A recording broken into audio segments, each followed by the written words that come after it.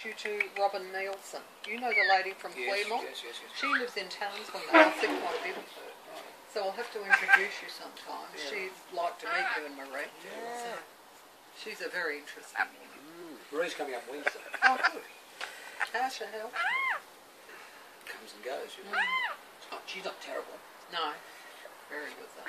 But the hands come and go. Day by day. I think He likes the I think he's fucking with your head. Shit, I got the audio on this, I better be careful. Better not put this on Facebook. Yeah. That's it. Oh, I love you, I love you. Oh, I love your head. You're just jealous. I love your lack of hair. Actually, it's quite pleasant when he just sort of touches your hair. Yeah, he's picking the fleece out. He does that for me. He gets a strand of my hair and he just pulls one, then the other. I think, oh, that's nice. I'll go show.